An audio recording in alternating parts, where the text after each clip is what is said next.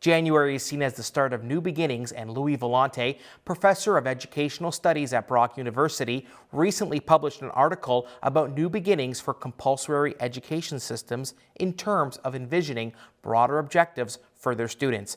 Professor Volante joins us in the studio via Zoom. Professor, welcome. Thank you for having me. First question, in the article you published, you mentioned that January is the time for new beginnings. When we think of the school system, September pops into most people's minds. Why the change, or is it a change in your perspective? No, I wouldn't say it's a change in my perspective. It really had to do with the fact that I was using the motif or the theme of Janus, which is the Roman god, which we often think of as when we talk about someone who's two-faced, we're referring to this sort of Roman figure. So the idea was to think about that, and also the fact that Janus is usually someone who opens new doors at the beginning of the year. So I fully recognize, of course, that the beginning of the school year is the most important sort of starting point for education. Now, can you explain the difference between cognitive and non-cognitive skills? Do you have any examples and how they can be applied to the classroom? Yeah, it's a very simple distinction. Most of the people out there will understand that cognitive is essentially talking about traditional content domains, reading, writing, mathematics, geography, history.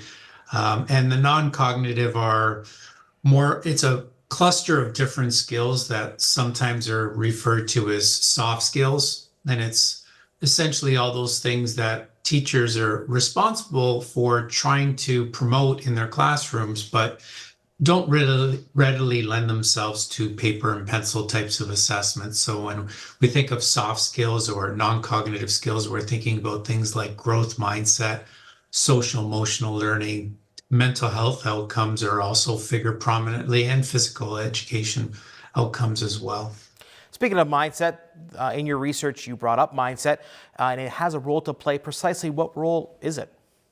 Yeah, I mean, the example that I use in the article is talking about growth versus fixed mindset. So, the example I use is mathematics, right? So in North America, and probably in a lot of Western industrialized education systems and cultures, there's a tendency to ascribe very early on ability levels tied to certain subjects. So the example I use in the article is, you're a math person, you'll do well at math. And if you're not a math person, oh well, good luck. So this idea of growth mindset, which is studied cross-nationally, is this notion that, students will do well depending on the effort that they put in.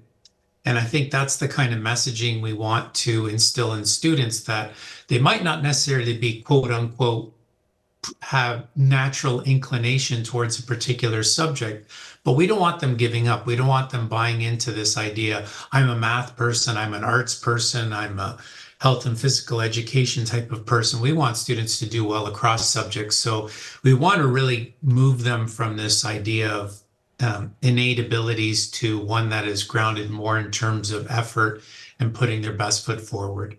How important is it to keep learning at home? Well, of course, it's very important to keep learning at home. But if you're talking about things like homework, and I'm not sure if that's what you're referring to here, but if you're talking about a homework, there's also really good research to show that, too much homework or excessive amounts of homework doesn't actually improve outcomes, whether they're cognitive or non-cognitive. I mean, there's been some really interesting cases around the world, one from New York State, where we even had a group of parents taking the Department of Education to court because of excessive homework. And the other thing that I'd probably mention, if we're on this topic of homework, is that there's an important equity issue at play here. So if you have a teacher who's sending kids home with a lot of homework, obviously some children will have access to one or two parents that could provide the support necessary that they might need when they're struggling with work. And of course, there's other kids that might have parents that aren't perhaps adept at that, or might be, at work or things of that nature. So we really don't want to be sending kids home with too much homework. And I think there's every school district usually has some guidelines to this effect. Emotions and physical well-being are also important. Why is that? So, I mean, the research that I've been doing for the last couple of years that's federally funded is to basically look at the impact of the pandemic on cognitive and non-cognitive. And I think most governments around the world recognize that students obviously have lost a lot, right? In terms of achievement in reading, writing, mathematics, science, all of those traditional cognitive domains. But I think any parent listening today or any member of the public knows, it wasn't just academic achievement that suffered during the pandemic. It's all these other quote unquote things like non-cognitive skills like mental and physical health. And we do have some sobering statistics which show that we already had a problem with mental and physical health going into the pandemic, but that has been exacerbated by it.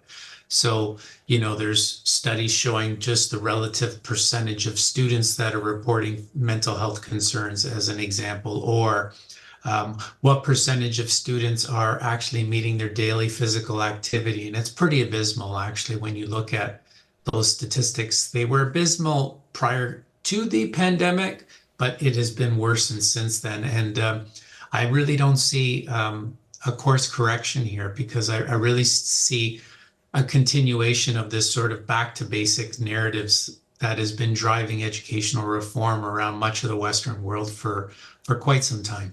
We don't have much time left, but very quickly, this is a broad question, but how do we fix it?